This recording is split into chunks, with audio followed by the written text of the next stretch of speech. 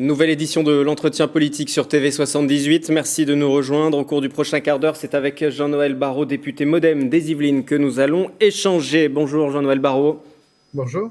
Merci d'être avec nous. Pour débuter, vous êtes donc vice-président de la Commission des Finances. Face aux difficultés rencontrées aujourd'hui par les Français pour payer leurs factures d'énergie, pour remplir le réservoir de leurs véhicules aussi, la réponse du gouvernement est-elle la bonne? Les chèques énergie, par exemple, cela suffit?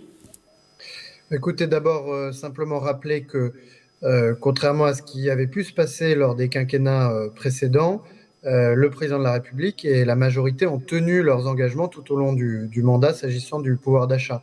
Nous avons baissé et même supprimé la taxe d'habitation, nous avons baissé les cotisations sur le travail, nous avons baissé l'impôt sur le revenu. Tout cela, c'était des engagements qui avaient été pris devant les Français. Aujourd'hui, nous sortons de la crise avec une croissance qui est particulièrement forte en France, mais qui est forte partout ailleurs dans le monde, et une flambée des prix de l'énergie. Le gouvernement a réagi très fortement avec d'abord un chèque énergie, avec un blocage des prix du gaz, et puis la semaine dernière avec une indemnité inflation 200 € pour la moitié des Français. Pour plus de la moitié des Français en réalité. Ces chèques sont une bonne réponse? Il n'y a pas eu de baisse de taxes, par exemple, pour le carburant? Je crois que c'est la bonne réponse, effectivement, parce que d'abord, ça cible pas seulement le carburant, mais le reste des prix qui aujourd'hui augmentent, que par ailleurs, il vaut mieux apporter un complément de pouvoir d'achat sous la forme d'un chèque, plutôt que de baisser les taxes, qui aurait eu un effet moindre et qui, par ailleurs, serait un peu contraire à la politique qu'on a voulu mener depuis le début du quinquennat, c'est-à-dire de constater, ou en tout cas de mettre tout en œuvre pour sortir le plus rapidement des énergies fossiles. Et ça suppose aussi que les énergies alternatives puissent devenir plus compétitives. Et quand on baisse les taxes sur le carburant, eh bien, d'une certaine manière, on désavantage les autres énergies, les énergies renouvelables notamment. Mais quitte à oublier peut-être aussi les classes moyennes, parce que c'est elles qu'on entend aussi le plus, elles sont un peu les oubliées de toutes ces mesures d'aide qui peuvent être annoncées. Non, elles sont les grandes gagnantes du quinquennat Macron, pendant lequel le pouvoir d'achat a augmenté 2 fois plus vite que lors des 2 quinquennats précédents, et notamment pour les classes moyennes. Oui, cette intervention-là, justement, de souligner que les classes moyennes et que le pouvoir d'achat avait progressé, vous l'avez fait récemment à l'Assemblée nationale, pardon. Néanmoins, pourquoi ce sentiment tout de même des Français que les choses ne vont pas forcément mieux pour leur portefeuille? C'est très simple. Il y a 2 manières d'améliorer le pouvoir d'achat. La première, c'est de faire progresser le revenu après impôt à la fin du mois. Et ça, c'est ce à quoi le gouvernement et la majorité s'est employé depuis 2017, avec une progression du revenu après impôt, du niveau de vie après impôt, qui est 2 fois plus rapide que sous les 2 quinquennats précédents.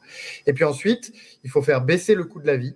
Et ça suppose notamment de donner un coup de pouce lorsque on constate une flambée des prix, mais plus généralement d'agir de manière plus structurelle pour faire baisser le coût de l'énergie notamment. Et ça, c'est la stratégie du gouvernement, notamment en matière de développement des énergies renouvelables et de développement de l'énergie nucléaire. Vous appartenez au MoDem, je le reprécise. Le MoDem va continuer à travailler main dans la main avec le gouvernement sur la fin de ce mandat et même préparer les prochaines échéances électorales ensemble? Oui, bien sûr, nous sommes depuis 2017 aux côtés d'Emmanuel Macron. Nous avons pleinement participé à la fois au gouvernement et au Parlement à l'effort de réforme, à la réponse à la crise lorsqu'elle est survenue. Et donc, nous continuerons de le faire dans cet esprit-là.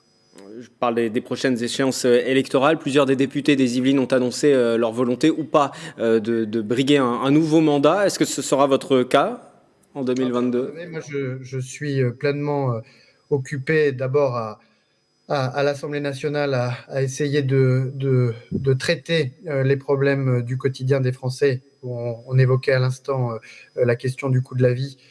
On est en train de débattre du budget de l'État et du budget de la sécurité sociale.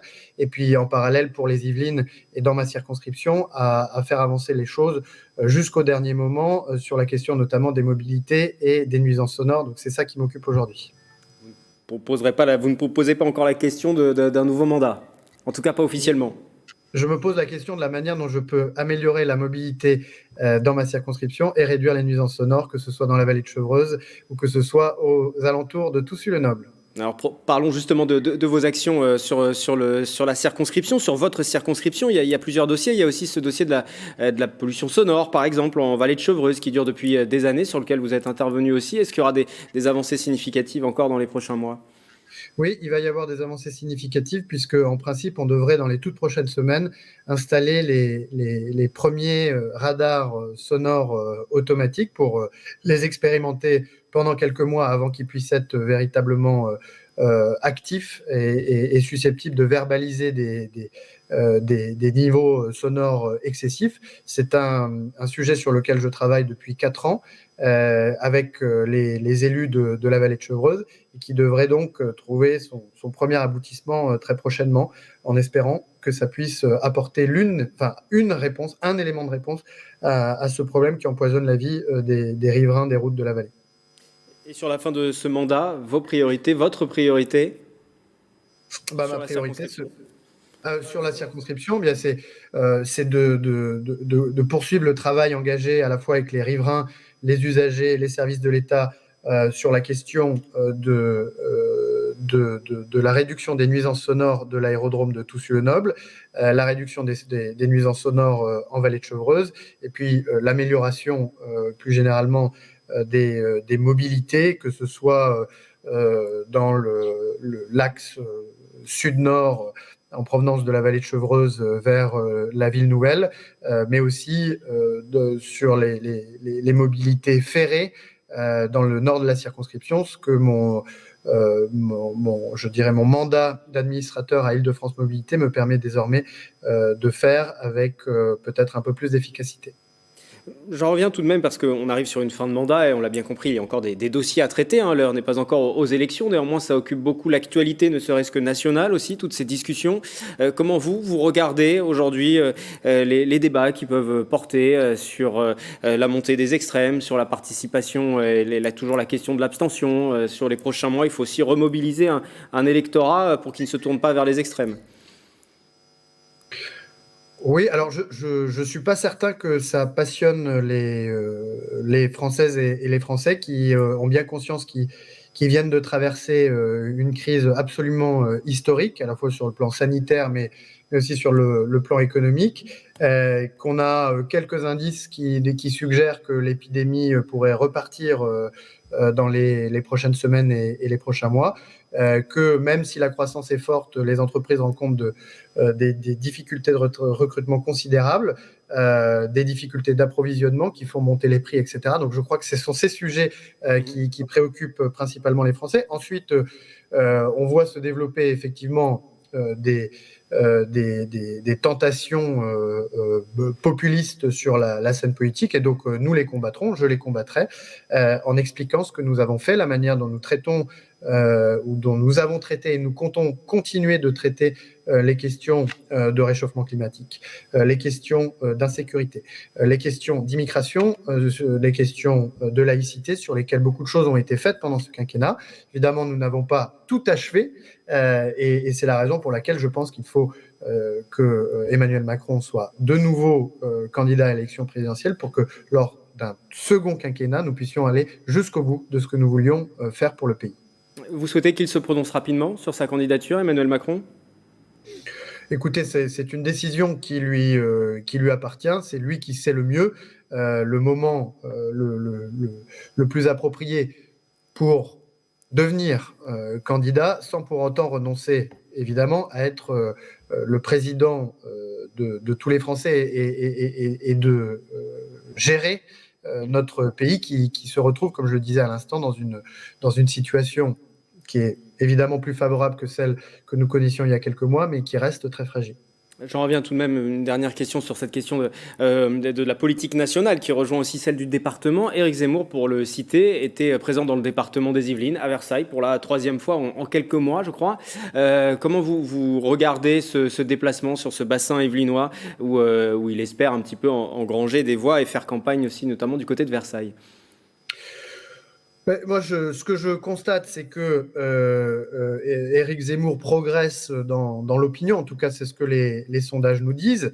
Et à mon avis, la première explication à cela, c'est que vous avez à la fois une droite qui a un peu perdu sa boussole, qui n'a pas su, lorsqu'elle était en responsabilité, tenir ses promesses. Hein. Je rappelle que lors du quinquennat de Nicolas Sarkozy, puisque vous m'interrosiez sur la fiscalité tout à l'heure, les impôts ont été baissés avant d'être relevés. Je pense au bouclier fiscal qui a été mis en place dès les premiers jours du mandat, qui a été supprimé ensuite. Je pense à l'impôt sur les sociétés qui a d'abord baissé avant d'être relevé.